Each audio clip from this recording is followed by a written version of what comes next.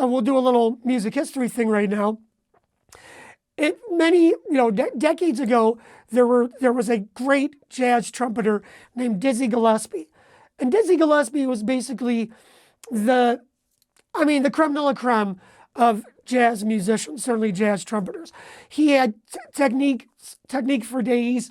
His range was astonishing. My gosh, his cheeks would blow up to like massive proportions. It was almost like he was unworldly. So that was sort of what people would think would be the standard. Well, if you can't solo like Dizzy, what's the point of even grabbing a trumpet to begin with? And he had a young protege that he worked with named Miles Davis. And, Miles Davis, no one could play like Dizzy Gillespie. Just nobody could do it. He was what we would call in rock a shredder. A gazillion notes. Same with like Charlie Parker. These guys who would play bebop. We're talking the 50s, 40s and 50s in jazz. And these guys, it was almost like musical calisthenics or musical pyrotechnics. These guys were playing, so many notes and so many chord changes. It was like you had to be an Olympic athlete to be able to play music with these guys. And Miles Davis realized, that's not what I do, and that's not necessarily even what I want to do. So what Miles Davis did is he turned around and he did the opposite of Dizzy Gillespie. He didn't shred on his trumpet. He would play 2 or 3 notes. He would play very simple melodies, very simple solos. Instead of like all these chords flying by at 1,000,000 miles an hour, he would write songs with 1 chord, 2 chords, really, really simple. And it became known as the birth of cool.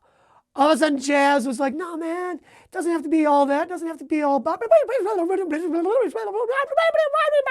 That was and is amazing. It could just be 2 chords, really simple, and then, take a solo.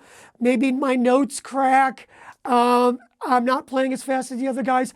This is what I do. I do understand you don't have to be anybody's idea of soloing or creating a melody.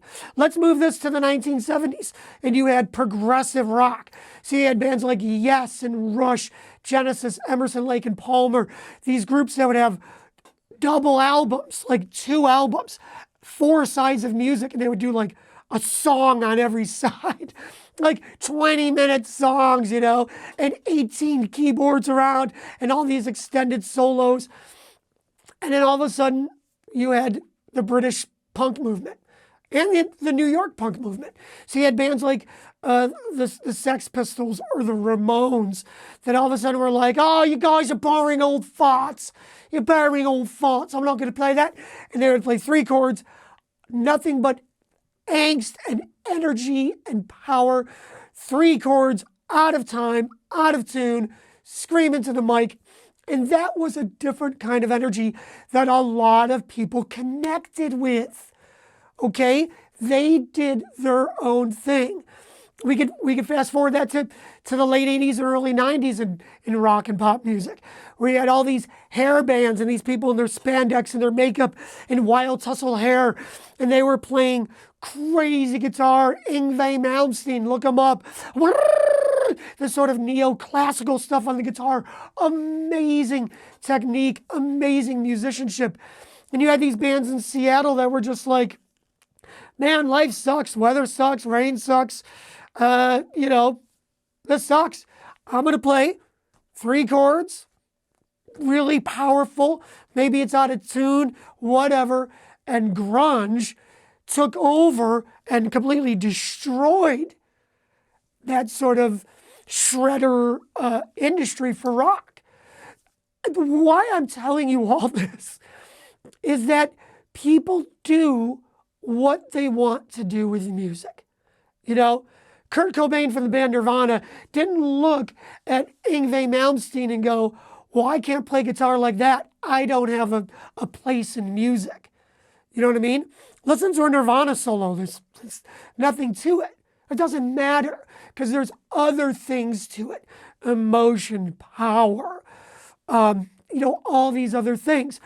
Everything I mentioned, every style, whether you're shredding or you're just playing something that's more based on emotion and vibe, I don't judge any of it, nor should you.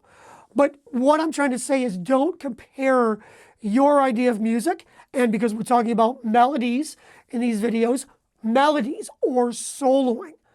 You do you, okay? So let's just get rid of the whole idea of what you think soloing means, because you're wrong.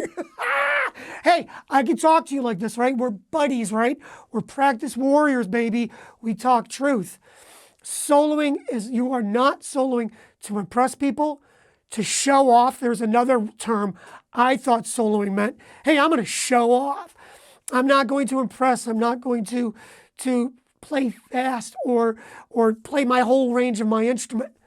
I'm just going to be the only person in this moment to play a melody. And it's the melody I wish to play in this moment. Okay, was this a good talk? I feel like this was a good talk, son. Okay, because this is really important. You got to get rid of that crap that you think soloing is and just realize this is your opportunity to present music by yourself.